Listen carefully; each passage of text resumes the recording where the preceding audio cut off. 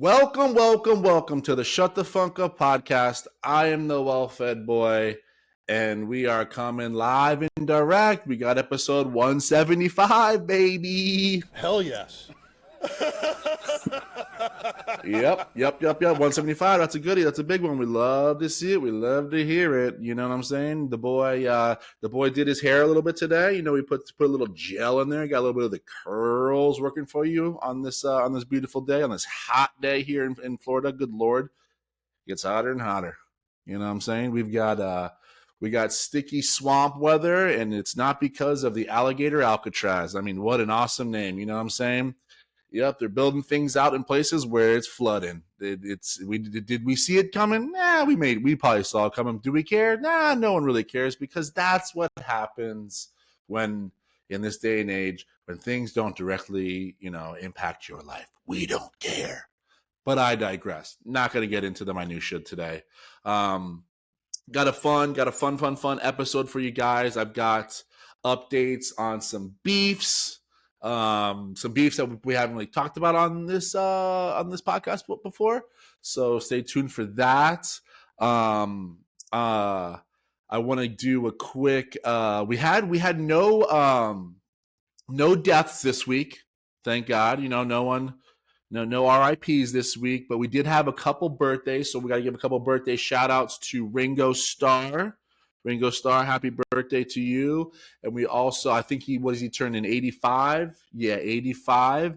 And then we got 50 Cent. 50, as they say. It's 50 Cent. It's not 50 Cent. You can't say 50 Cent, okay? I think most people know that, but if you don't know it, you don't say, oh, I listened to 50 Cent, his new album. You say it's Fiddy, Fiddy, 50 Cent. And guess what? Fiddy turned 50. Fiddy turned 50. That's where we're at, dude. Fiddy turned 50. So, congratulations to both of those guys. To keeping it moving. 50 Cent is just one of the best follows on Instagram. And if you don't, good Lord, the guy does nothing but just keep it 100% real. Real is all real. He's pretty funny. He is always saying like the funniest, wildest stuff. He doesn't care who it's going at.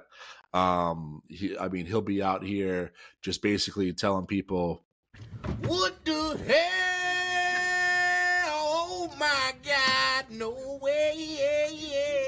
I mean, he even gave props. He gave props to Diddy, because he was on Diddy's behind the whole entire trial, but he gave him his props. He said, good for you for getting off. He took a couple jabs at him, but it was funny. But yeah, happy birthday to 50 Cent and everybody out there. We've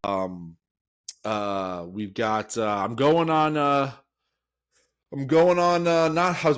vacation. I'm not, I'm going to Boston for work next week. I'm going to Boston. So if anybody has any recommends up there, where I guess I've been hearing about this Boston beef. I have no idea. Never heard of it in my life. So we're going to go figure that out. I'm going to go. So if anyone has a Boston beef place, or like, oh, you got to go here, I'm going to be staying a little bit outside of it. I got to go up there for work. But nonetheless, I might have a couple nights, to tool around and whatnot. So give me the recommends. Give me the recs. Slide into the DMs. Say, yo, you got to go to Nikki's over on Overstreet and go get the pastrami. All right. I don't know why I did a New York accent there. That was uncalled for. Boston people would not like that. Going to Boston next week. Should be fun. It's always nice up there. So I'm just glad to get out of this hot weather. It's so freaking hot down here. It's not even funny. I mean, it takes forever to cool down. The air conditionings are breaking left and right, inside the house, inside the cars. No air conditioning is absolutely safe out here in these streets. It's just, it's pretty much unbearable. So we appreciate that. Have you said thank you once? So appreciate you, Mother Nature, for always keeping us on our toes here. But let's get into the episode. And speaking of traveling, going to Boston, and all of that Yahoo. I just learned this week that TSA, they got rid of the shoe stuff. They no more taking off the shoes, which is I think I just started getting used to it, like I was done complaining about it. I kind of had my whole shoe game at the airport wrapped up, like I had my specific shoes that would slip on, slip right off. I had like my really good socks that I would wear that were like double padded, so I wasn't getting athlete's foot from people. I just finally got into the groove of taking off my shoes. But TSA said no more. It's all good. No one's hiding box cutters anymore inside their shoes, so that's a good thing. But I'm gonna test it out because how you always see those headlines and they say those things, and then you go and you're like, what the hell? This isn't what they said on the commercial, or this isn't what they said on the internet. And so now I'm paying full price for the thing, and you get pissed. So I'm gonna test it out, and I'm gonna totally report back on that. But yeah, TSA said no more slipping off the shoes. So when you guys are doing your little vacations here, your little summer vacations, no, hey, strap up. Hey, put the boots on. You're good. But lace those all the way up the damn shin if you want. It's all good because TSA said, hey, come right on in. Come right on in. So we're it's not good when TSA's dropping policies. Just the world is just in for it. We are just, who knows what's about to happen if TSA is just, if they're over it, if they're just like starting to just say, we're done here. We don't have enough. It's probably because people were just doing crazy stuff in there. They're probably smelling up the machines, athlete's foot. Everybody was walking around with athlete's foot, just tons and tons of, the wildest one were the people that would come through with the sandals on, no socks, and they would be just caveman style walking through those x-ray machines. That was just barbaric. When I would see that, I wanted so badly to just tap them on the shoulder and be like, yo, I want me to open up my suitcase and you can borrow some socks, because this is just unsanitary. There's just thousands of people walking through here. You walking on top of it, and don't even get me started. I don't even want to see your feet. I want to see people's feet when I'm on the plane. When I'm on the plane and I'm sitting in row 22, seat A, I don't want to see your toenails, yo. And if I do see your toenails, they better be like some nice 20-year-old chick. She just had the pedicure, and she ain't got big old feet, and she got like some just nice feet. That's it. That's the only feet I want to see. Like, if I see feet that you didn't trim very well, if they have any type of discoloration, I'm heated. I can smell with my eyes what's going on across the aisle, and I'm not liking what I'm picking up. You see what I'm putting down? I don't like it. So yeah, that was always the wild stuff, was just the people that wouldn't wear anything. So yeah, I'm gonna check that one out for you guys. I will report back next week and let you know. Speaking of next week, I will be like I said, out of town, so I'm gonna try to come back in and squeeze in another episode. I don't know yet. It depends on kind of what's going on in the music world and in the world and in my world. See if I have time to do all the things that go into this podcast. I know a lot of you guys think that I just show up and I wing it. That is simply not true. I wish I could do that. It would make my life so much easier. No, there's a lot that goes into this in the backgrounds. Next week's episode, we'll see. So if I can't deliver one, I'm going to give you right now a preemptive, my bad. That one's on me. Okay. So, if you don't hear an episode next week, I'm just going to need you to calm down. Yeah, I told you. Remember that was telling you about. Yeah, I kind of just love these. I'm gonna have to get the button thing out. It's gonna take me a few episodes to get the button thing out because I'm just having so much fun with them, and then we'll eventually settle in and stuff. But for right now, the boy's gonna have some fun with it. So just bear with me. This week's ear candy is, oh man, I know I know I do this every single week, and it's just gonna happen every single week. So just put up with it. But I found a band, man. I found a band over the weekend, and I fell in love with said band. They've got a ton of rockers, a ton of songs that I just all honestly love equally. And I had to. I was like, I cannot wait to show you guys. I can't wait to show my peoples this band. And the band is called Bass Stereo Club. 3 words, bass, and bass is BASE, Bass Stereo Club. And they are from Mexico. There's nothing on them online. I searched. I went 4 or 5 Google pages in. I couldn't find anything on them. They're fairly new. They're from Mexico, and they kind of their first stuff that they released was 2020. So fairly new. I kind of would say fairly new. But you guys gotta check this song out. The song is called "Need You," and like I said, the name of the band is called Bass Stereo Club. So check this one out.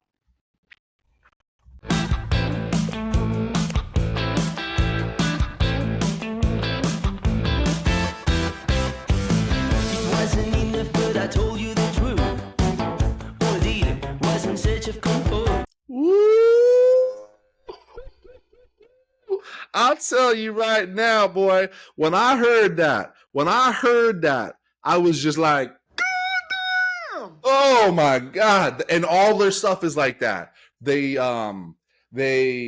describe themselves as a groove rock band, and it's so good. I had no idea they're from Mexico. You wouldn't know it with their lyrics and stuff, but check out Bass Stereo Club.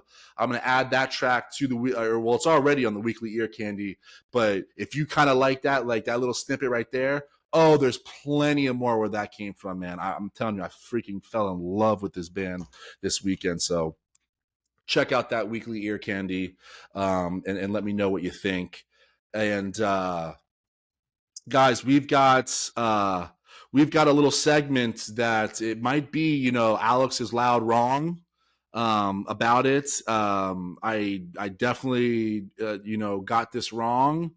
And that's on me. That one's on me. It's we learn and we try to do better, and it's fine. But Oasis is back. They are fully back, dude.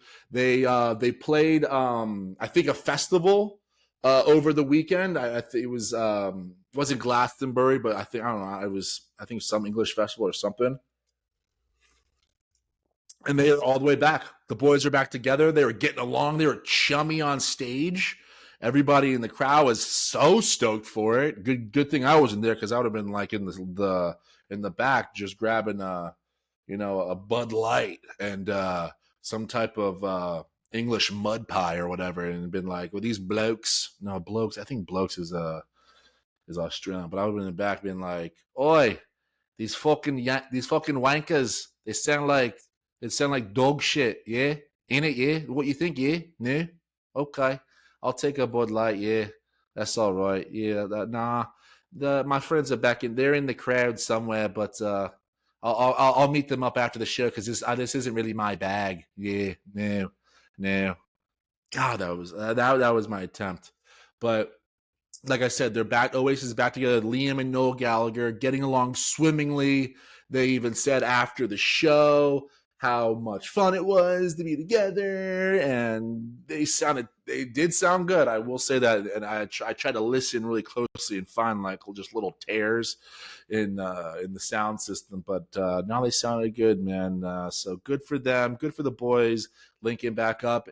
And honestly, if Oasis can get back together, everybody else can. You know what I mean? Everyone, any other band members that have their differences and whatnot. If Oasis can get back together, so can you.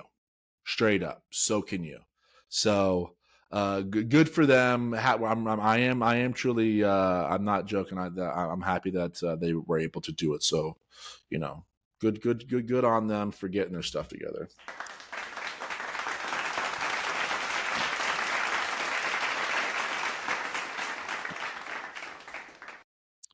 Okay, sorry, we had to take a little break there. Literally, I when I do these the new if you watch on YouTube, the new setup is at a different spot now in the Wax Museum, and it's closer now to the air conditioning unit.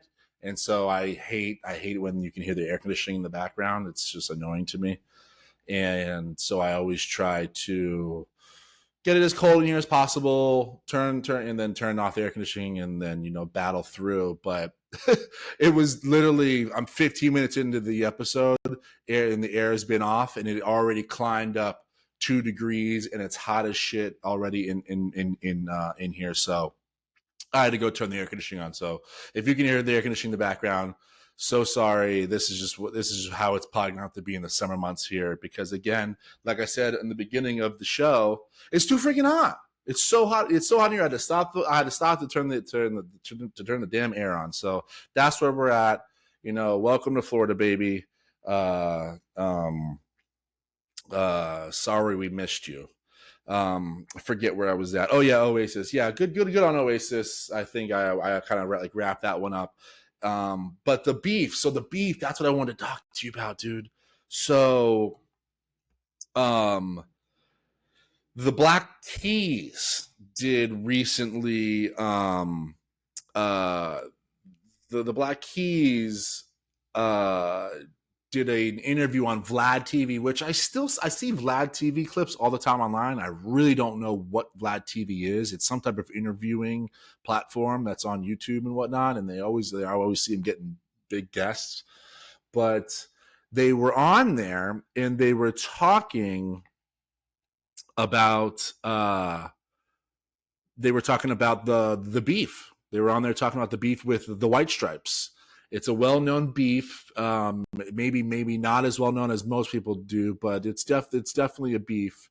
And they were speaking pretty freely about it. It was pretty awesome. I mean, there's been like years and years of it, so there's a little bit of background, and I'll catch you up on it, and I'll let you know what they said in the interview, because I wanted to play maybe some clips from the interview, but the interview was like the part when they talked about it was about 15 minutes long, and to cut that whole thing up, it was just wouldn't do it. I just didn't have time. I didn't have time to cut it up and just do it like correctly for you guys, because the boys got other things to do. I try my best here, but they were talking.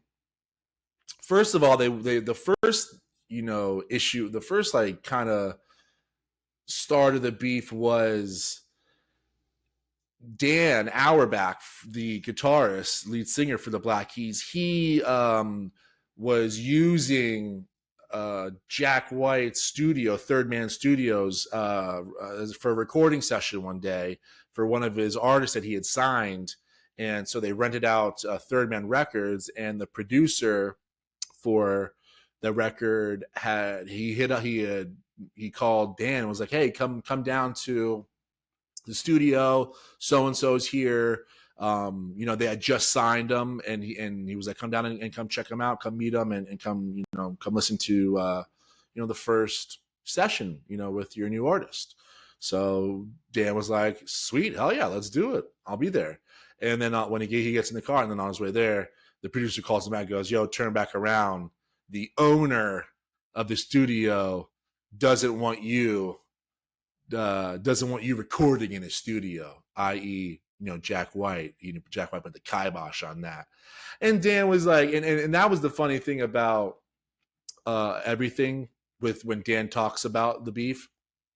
Dan could give two shits. Dan Auerbach didn't give two shits about anything with Jack White being mad or like this and that. He didn't take it personal at all. Maybe that might be him just like keeping his cool. But honestly, if you watch the interview, I'm like, but the feeling I got, he actually really doesn't care. And it was funny too, because they did talk about the history of them growing up, or when the two bands were happening, and they say straight up, they're like, "Yo, we had no idea who they were, what they were doing."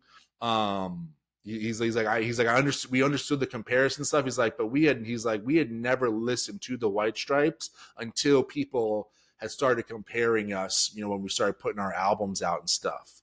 So, and I do kind of get that because their sounds are the same because it's blues rock, but the Black Keys play a very more traditional type of blues.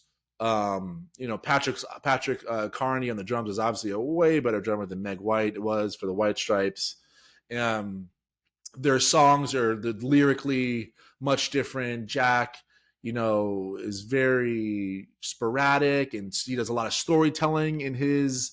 Where Dan is a little bit more, I would say, a songwriting, on his songs. They're a little bit more methodical, whereas Jax has very catchy lyrics and things like that that go over his riffs, and so. But the comparison is obvious. They talk about it in the episode or in the interview where they say, like, we both grew up in the Midwest and the Rust Belt, and those same influences were coming across, so he gets it. But there was a couple of things that, because Dan talks about the other one was when Jack was going through his divorce, all of these emails got leaked that the lawyers had to go through, and these emails got leaked between him and his now ex-wife. I think her name was Karen Ellison. She was funny story.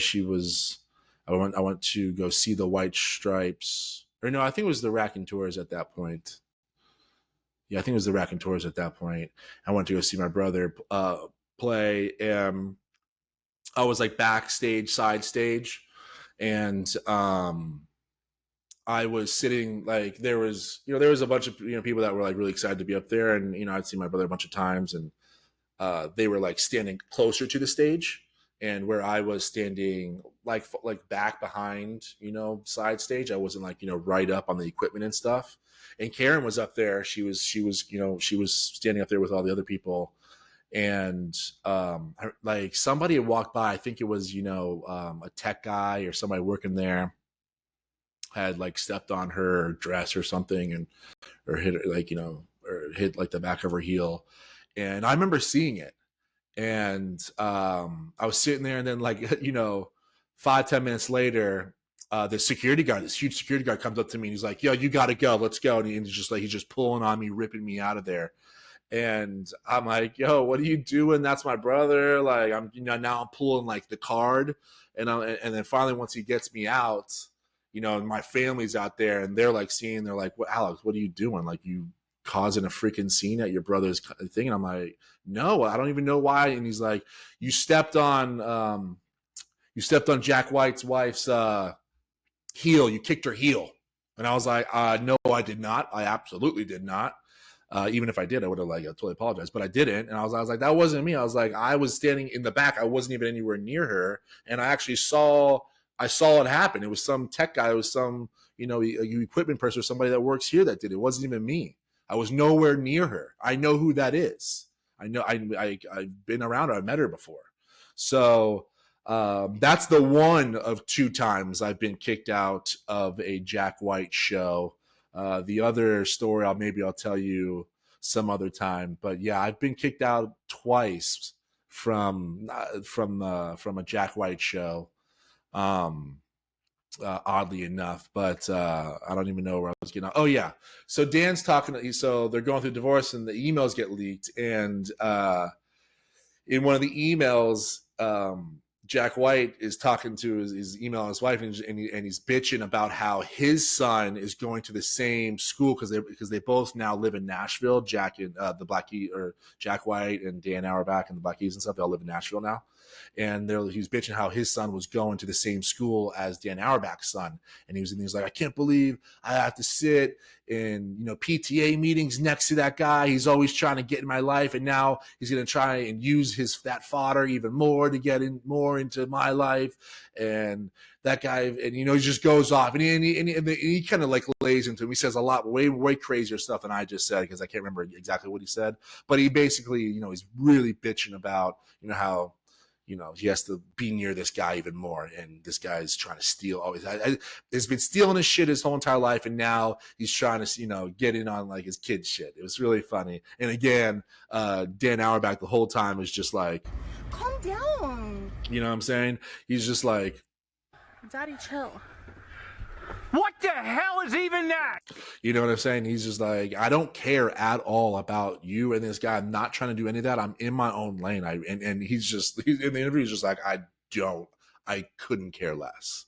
So that was really funny. And Dan really puts it in perspective too, because he's like, honestly, he's like, me and Patrick, you know, Patrick's his drummer. They're both sitting there in the interview. He's like, we're guys that have gone through divorce. And he's just like, they're like, we know how that goes. They're messy. Things come out. And so he goes, he's like, when I saw that, he was like, you know, those things should be kept private. He's like, I really didn't care, you know, and divorces, like that shit happens to divorces. So he's like, I really didn't take it personal. Again, you know, Dan just being, you know, the consummate, you know, professional on that point. But the other thing was they kind of explain the tweet that, because this one's probably the most well known out of all the beefs, was Patrick Carney was in New York at a nightclub, and he tweets this out like that night, but he had seen he deleted it pretty quickly, but he tweeted out how he was at this nightclub in New York, and Jack White had went up to him and approached him, and when he tweets out, he says like he tried to bully him and try to beat him up and do this like whole like thing in this nightclub. And Jack, you know, had responded to his tweet, you know, at the time, and was just like, yo, no, I didn't. No, I was trying to bully you. If you want to talk about shit, talk to me face to face. Stop being like a little bitch about it. So like that was like the big one.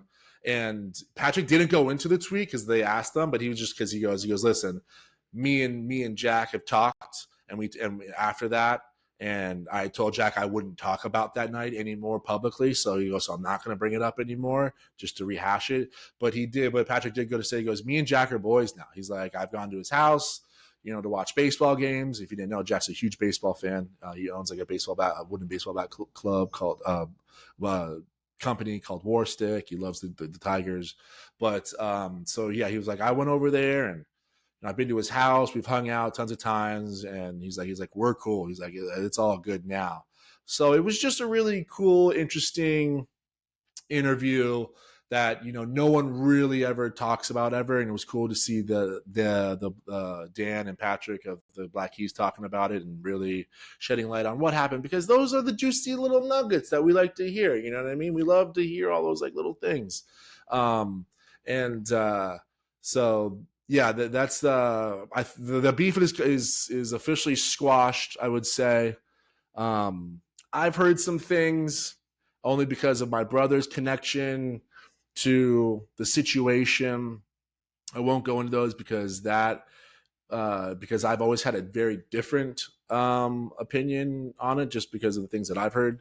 But I'm glad though to hear now the Black Keys speaking up about it, and hopefully maybe we'll get to hear from Jax, you know, too, about it, because I'd love to hear him pretty much corroborate and say like, yeah, we're all good, because we don't like, again, I guess these are like two segments, back-to-back beef segments, and we don't like our heroes and the people that we love and the musicians and bands that we love, you know, feuding and not liking each other. I mean, I guess it's fun in rap, but not in rock and roll. Like we've talked about that. I don't even know if it's fun in rap. I don't like that either.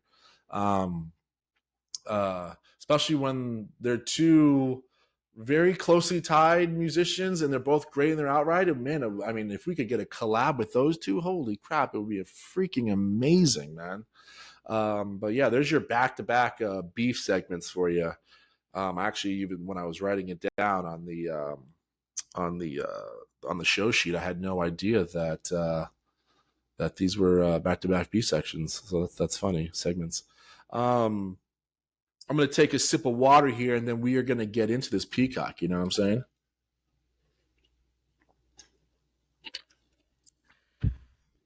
All right.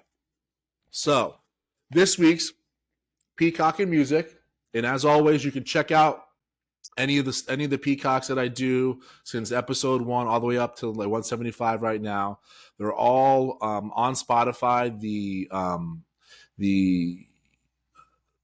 playlist is called Peacocks in Music. I put the episode I put the episode on there, and then right below it are all the songs that I talked about. So if you like anything in the episodes that I talk about, and you want to just go hear it immediately, go there. I put it all right there for you, bundled up nicely, a nice package deal. You can even go to all the past ones too. You can just keep scrolling through. I did all of the heavy lifting for you. If you want to find out all the standout tracks and things that you need to hear and know about whatever the Peacock is, go to the Peacocks and Music playlist on Spotify and check it out, man. It's a really cool archive. It's pretty. I pat myself on the back when each time I add to it, because it's something that I at least regularly, like when people say like, oh, this band, like blah blah. If instead of like Googling or like going to Spotify and searching that band, just like playing like their top 10 hits, I go to if I know I did it as a Peacock, I go there and I play those hits because those are like the good ones. But this week's Peacock in Music is Big Joe Turner. That's right. Big Joe Turner. You guys probably don't know who that is, but you're about to find out who that is, because he is an actual Peacock in music. Born May 18th, 1911. Died November 24th, 1985. He's a jump blues and jazz musician. That's right. You probably never heard of that genre, jump blues, but you're going to know exactly what it is when you hear it. Joseph Vernon Turner Jr. was born on May 18, 1911 in Kansas City, Missouri. His father actually died when he was just 4 from a train accident. Yeah, he got hit by a train. And so when that happened, music became his outlet immediately. And so in his teens, he was doing the church choir stuff, singing on street corners to earn money, and really developing his voice. And then at the age of 14, he said, I'm out of here.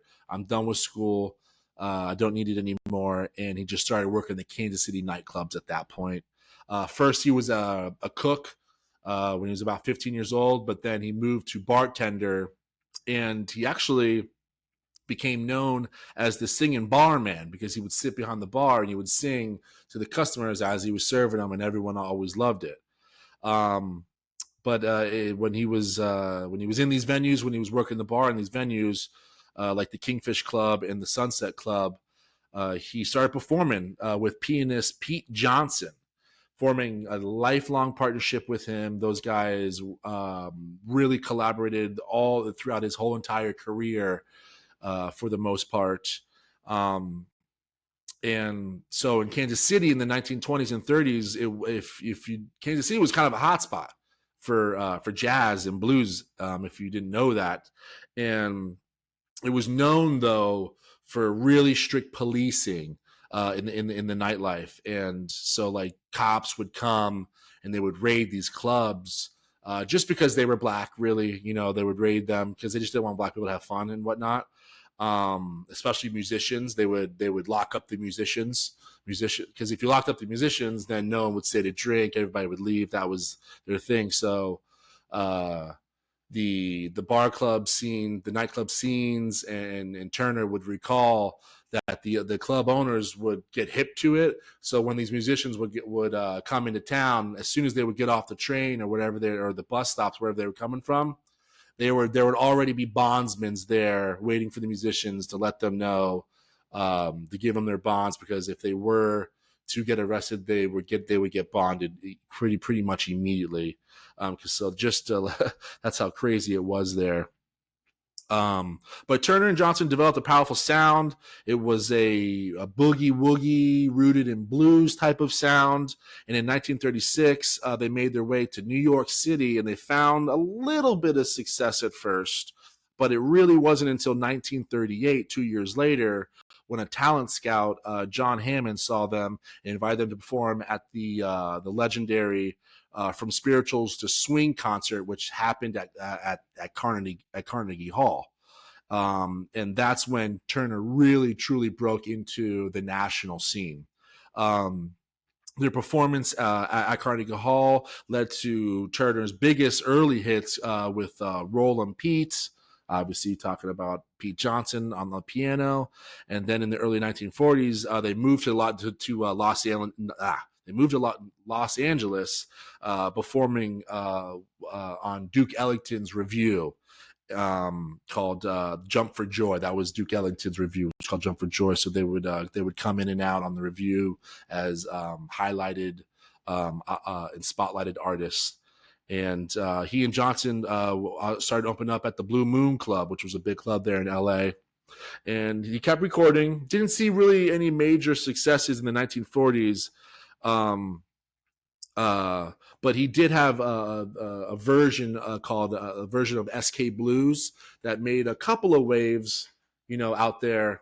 But again, nothing really big. But it wasn't. But it was in the 1950s when he really started hitting. And that's the one thing about Big Joe, and why he is a peacock. He is the precursor. He's that sound, that voice. He's that precursor to rock and roll, and you'll hear it when I play it for you. That's what makes him truly, one of a kind. He was before, he was on that. He was on that like before Elvis was really starting to hit his thing. Big Joe Turner was the one that was doing rock and roll before it was even called rock and roll. So in 1951, he signs to Atlantic Records. Big deal. And he cuts a really major hit with Chains of Love. He hits one with Sweet 16, and then he does a little bit of a risque version, a risque song called Honey Hush. And it's only risque because of the lyrics, because he's pretty much talking about, girl, get your ass in here, time to get down. And I want to play some Honey Hush for you right now.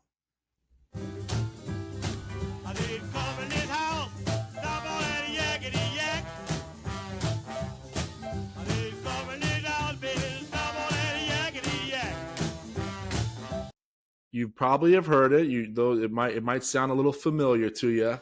I forget what that song is. Yeah, I can't remember, but that was the original Honey Hush. Again, 1951. Cut some major hits with that, but then the real biggie came in 1954 with Shake, Rattle, and Roll, and that one just absolutely rocketed him into mainstream success, the whole entire culture. And I mean, most of you know Shake, Rattle, and Roll, but the original Shake, Rattle, and Roll, the original version was written, was done, was performed by Big Joe Turner. So check that one out here, baby. I did shake, rattle, and roll. Shake, rattle, and roll. Shake, rattle, and roll. Shake, rattle, and roll. You won't do right. Yeah, baby. That is Big Joe Turner, man. He was the man. He was big as hell, too. He was just an absolute figure on stage. Yeah, Big Joe, man, he was the precursor to it all, man. That's Shake, Rattle, and Roll, 1954, man. Good Lord, that's how you know if this guy was doing that in 54, and then by then, what was 64? The Beatles were doing their thing. But during the mid 50s, Turner would record a string of hits. He shared the stage with tons and tons of acts. Influenced tons and tons of young artists. Like I said before, Elvis Presley always talks about Big Joe Turner as a huge influence for him. Elvis Presley does a version of Shake, Rattle, and Roll, which is probably the most famous version. But yeah, he blended gritty lyrics with pop-friendly arrangements. He was super popular among the teens, but he also, he was one of the first that really crossed generational and like racial lines. That was like one of the other like really big successes of his. Wasn't just bringing this type of bluesy rock and roll swing to music and to like these new genres that were breaking out. He the whites liked him. The white boys liked him, and that's huge, man. Those are those crossroads of music of when you think about rock and roll and get whites getting into black people music and vice versa. That's really it. Big Joe Turner was right there. He was at that stoplight, and he was the one really merging those two different sections, which is race and generation. But as the rock era took shape, Turner, he started to return. He kind of went back to jazz. I think I think the traditional, like the way the rock and roll was going with the guitars and whatnot, wasn't his style, because you can, when you hear his music, he's got full bands behind him. He's got trumpets, he's got full horns. It's a more involved arrangement for him. So he went back to his jazz and blues roots in the 50s and 60s, and he pretty much and as the trends change, Turner remained a respected figure in both jazz and blues circles. In the 70s, he was still getting renewed attention, and started performing at festivals and stuff, and even went over to Mexico with Bill Haley's band. Bill Haley was a huge musician. He might be a peacock in his own right.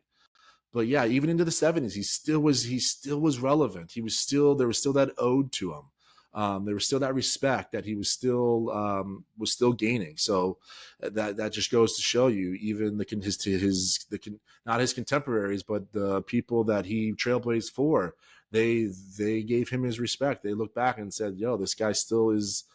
I'm not here, but it's because of him." But we get into the 80s. Joe's old as hell. And in 1983, he does get inducted into the Blues Hall of Fame, but just 2 years later, after that, he does pass away from heart failure at the age of 74, and he was inducted into the Rock and Roll Hall of Fame in 1987. So good job on the Rock and Roll Hall of Fame for knowing what they're doing. Too bad they couldn't squeeze him in there before. God knows they had plenty of time to do so. But any time for me to just take a jab at the Rock and Roll Hall of Fame or the Grammys, I always will. But yeah, man, that's Big Joe Turner. Check him out. If you wanna blow people's minds on the precursors to rock and roll and the beginnings of it and where it came from, or you want that big band bluesy rock and roll sound, go check out Big Joe Turner. Put that one on the on the Bluetooth speaker, and you'll get some people shaking their booties, because his stuff still holds, man. His stuff still holds. So big shout out to Big Joe Turner, man. Big shout out to Big Joe Turner. That one I've been wanting to do for a long time, but sometimes I get worried that you guys aren't as hip and as cool as I think you are. But I don't give you guys your due, and that's on me. Before we get out of here, we got to talk about an internet trend that's going on that absolutely is hilarious. Have you guys seen this fan song? It's like they're doing it. It's obviously the black people are the ones championing it. It's a dance. It's a song and dance. The song is called like what is it called?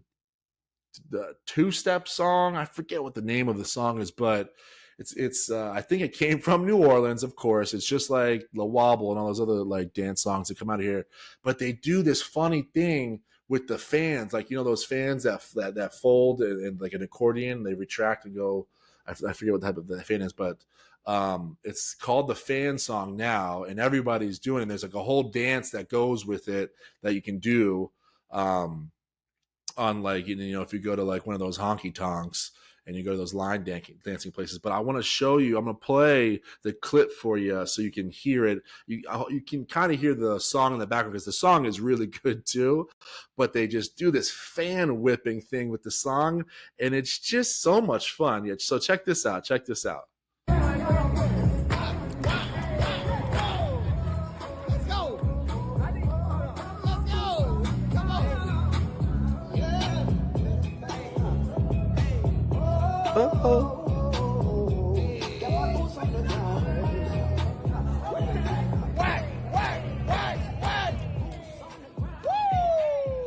Yeah, it's so much fun, dude. Yeah, that's it. The name of the song is Boots on the Ground. Whoa, I got my boots on the ground. Wow. They hit that, they do the fan, they flick it out and they go they just fling it out to make it that crack sound. It's so freaking good. It's such a fun little dance. I want to learn the whole thing. I'm gonna learn it.